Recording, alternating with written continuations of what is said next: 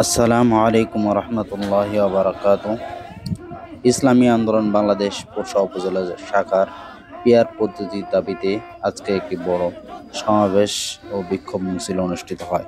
এই সমাবেশ ও বিক্ষোভ মিছিলে যারা অংশগ্রহণ করেন এবং বক্তব্য রাখেন তাদের মধ্যে হচ্ছে নওগাঁ ১ আসনের এমপি পদপ্রার্থী আলহাজ হাফেজ মাওলানা আব্দুল হক শাহ চৌধুরী এবং ইসলামী আন্দোলন পোরশা উপজেলা শাখার সভাপতি মাওলানা হুজ্জাতুল্লাহ শেখ, আলহাজ মোহাম্মদ মোস্তাফিজুর রহমান সাবেক সভাপতি পোরশা উপজেলা শাখা, আলহাজ মোহাম্মদ তৈয়ুব শাহ সিনিয়র সহ-সভাপতি পোরশা উপজেলা শাখা, মাওলানা মোহাম্মদ উমর আলী সিনিয়র সদস্য ইসলামী আন্দোলন বাংলাদেশ নওগাঁ উপজেলা শাখা, পোরশা উপজেলার যুব আন্দোলনের সভাপতি মোহাম্মদ তানজিদ হাসান, মোহাম্মদ জয়নাল আবেদীন মহিলা ও পরিবার কল্যাণ সম্পাদক পোরশা উপজেলা শাখা, মাওলানা মোহাম্মদ নুরুল আমিন সহ-সভাপতি জাতীয় উলামা মাশায়েখ আইম্মা পরিষদ পোরশা উপজেলা শাখা, হাফেজ আব্দুল্লাহ আল মামুন সভাপতি ইসলামী শ্রমিক আন্দোলন বাংলাদেশ পোরশা উপজেলা শাখা। আজকে যে বিক্ষোভ সমাবেশ অনুষ্ঠিত হচ্ছে, এই বিক্ষোভ সমাবেশের আমাদের 5টা দাবি। এই 5টা দাবি ভিত্তিতেই আজকের এই বিক্ষোভ সমাবেশ। 1 নম্বর, প্রয়োজনীয় রাষ্ট্র সংস্কার করতে হবে। 2 নম্বর দাবি, জুলাইয়ের যে বিপ্লব অনুষ্ঠিত হয়েছিল, গণবিপ্লব, এই জুলাই সনদের আইনি ভিত্তি দিতে হবে। যদি এই জুলাই সনদের আইনি স্বীকৃতি না থাকে তাহলে পরে জুলাই বিপ্লব পণ্ড হয়ে যাবে।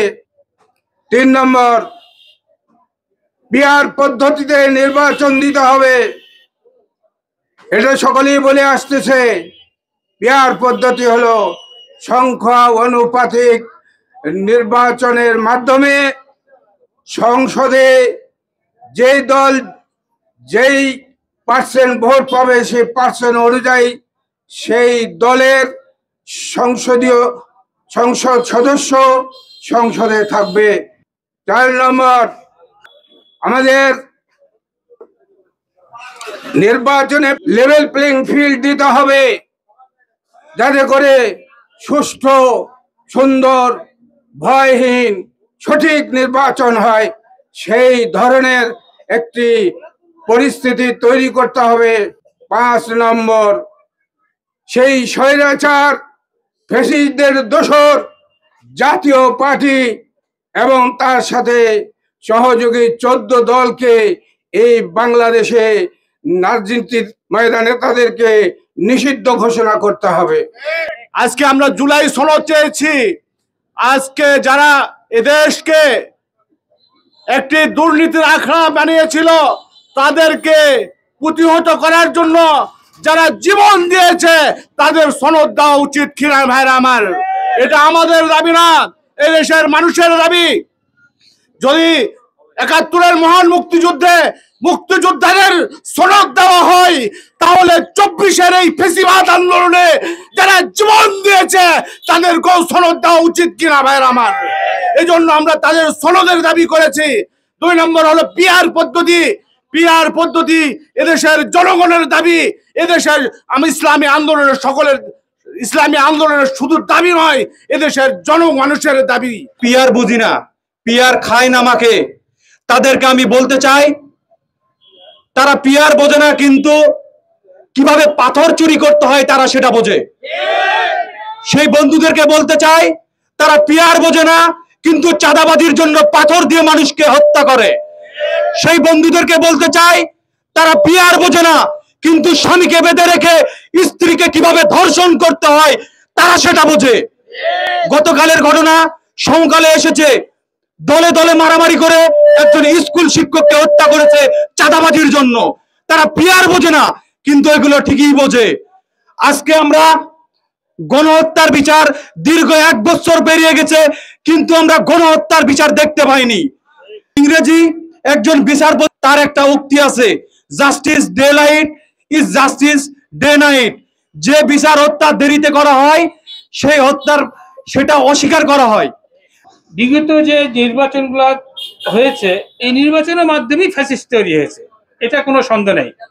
আবারও যদি এই পদ্ধতিতে নির্বাচন হয়, ফ্যাসিস্ট ছাড়া আমাদের কিছু তৈরি হবে না। আমাদের কপালে বিগত দিনে যেভাবে আমরা নির্যাতিত হয়েছি সেভাবে নির্যাতিত হবে। এই জন্য আমরা আমাদের দেশের যারা বিজ্ঞজনরা আছে, পেশা হুজুর, দেশের যারা বিশেষজ্ঞরা আছে, সামনে পিয়ার পদ্ধতি নির্বাচনের জন্য তারা আহ্বান করছে সরকারকে। সংস্কার, বিচার, পিয়ার এর বাইরে কোনো নির্বাচন আমরা হতে দেব না। কারণ সংস্কার না হলে বর্তমান যে পরিস্থিতি অতীতে চলে আসতেছে, এই পরিস্থিতি থাকলে সুষ্ঠু নির্বাচন সম্ভব। আর যারা ইতিপূর্বে দোষর হিসাবে দেশের মধ্যে অন্যায়, অনাচার, অবিচার করেছে, এদের বিচার না করলেও সামনে সুষ্ঠু নির্বাচন সম্ভব নয়। পিয়ার পদ্ধতি যদি সকল জনগণের ভোটকে মূল্যায়ন না করা হয়, পিয়ার যদি মেনে না নেওয়া হয়, দুর্নীতি আজীবন বন্ধ হবে না দেশের মধ্যে, ঠিক কিনা? উটকি উঠছে এবং জিগ হাঁটছে, অথচ অপরদিকে তাদের আসলে লক্ষ্য উদ্দেশ্য হলো আমরা পিয়ার চাই না, চাই সিআর।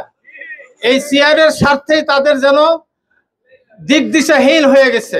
আমার ভাইয়ারা, আগামী দিন চরমোনাই পীর সাহেব ইসলামী আন্দোলন বাংলাদেশ একটি ফ্যাক্টর এবং সমস্ত বাতিল শক্তির দুর্ধর্ষ একটি প্রতিদ্বন্দ্বী।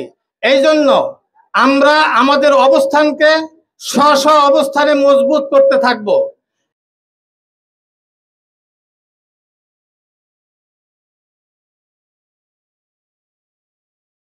ও চাঁদাবাজ ও সন্ত্রাস, কানটা খুলে শুনে নাও, সময় থাকতে ভালো হয়ে যাও। তোমাদের ওই মতো ওরা করেছিল লুটতারাজ, দেশের মানুষ চাইনি তাদের হয়েছে আজ দেশ ছাড়া। আমাদের লক্ষ্য উদ্দেশ্য হলো আল্লাহর জমিনে আল্লাহর দ্বীনকে প্রতিষ্ঠা করা। এটাই আমাদের কি টার্গেট, এটাই আমাদের উদ্দেশ্য। তারা জানেন বাংলাদেশের মধ্যে যারা রাষ্ট্র ক্ষমতায় ছিলেন তারা রাষ্ট্রের যত সম্পদ আছে বিদেশে পাচার করেছে। রাষ্ট্রের মধ্যে অন্যায়ভাবে আলেম ওলামাকে হত্যা করেছে, রাষ্ট্রের মধ্যে ছাত্রদেরকে হত্যা করেছে, নির্যাতন করেছে। যারা তাদের মতের বাইরে ছিল তাদেরকেও তারা বিভিন্নভাবে জেল, জরিমানা, জুলুম, নির্যাতন করেছে। সেই জন্য সর্বপ্রথম বাংলাদেশের মধ্যে এইসব স্বৈরাচারের বিচার হওয়া উচিত।